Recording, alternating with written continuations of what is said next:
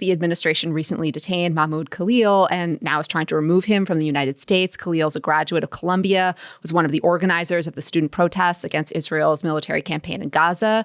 Khalil is a lawful permanent resident, married to a citizen who is 8 months pregnant.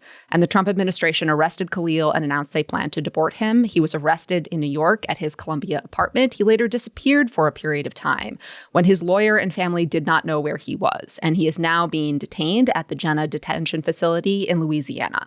So his lawyers have challenged his detention in the Southern District of New York, and the judge issued a modest order halting the immediate removal from the United States while courts are looking into this. And apparently, as all of this was happening, Khalil was removed to the Louisiana facility, which is located in the Fifth Circuit, curious and curiouser. To be very clear, listeners, Donald Trump personally took credit for Khalil's arrest and attempted deportation on Truth Social. And Secretary of State Marco Rubio also was invoked. And Marco Rubio cited a provision of the immigration law that allows the Secretary of State to determine that the presence of non-citizens has adverse effects on U.S. foreign policy and that these individuals can then be deported on that basis. As Leah just mentioned, Khalil has challenged his detention and removal, and he initially filed that challenge in the Southern District of New York, where he was initially arrested.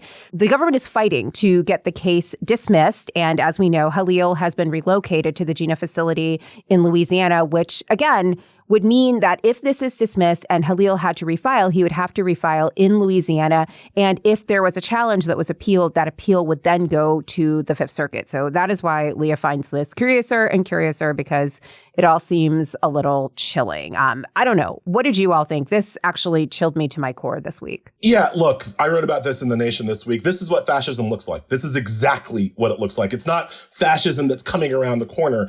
It is right here, because when you can be ripped out of your Manhattan apartment and sent to the swamp in Louisiana without committing a crime, simply because you organized a protest, simply because of your speech rights, and nobody comes to save you, that is what fascism looks like. That is what it feels like. And it is supposed to have not just a chilling effect on the poor life of Mr. Khalil and his 8-month pregnant wife. It's supposed to have a chilling effect on everybody else. It's the government saying, no matter who you are, no matter where you are, we can come get you.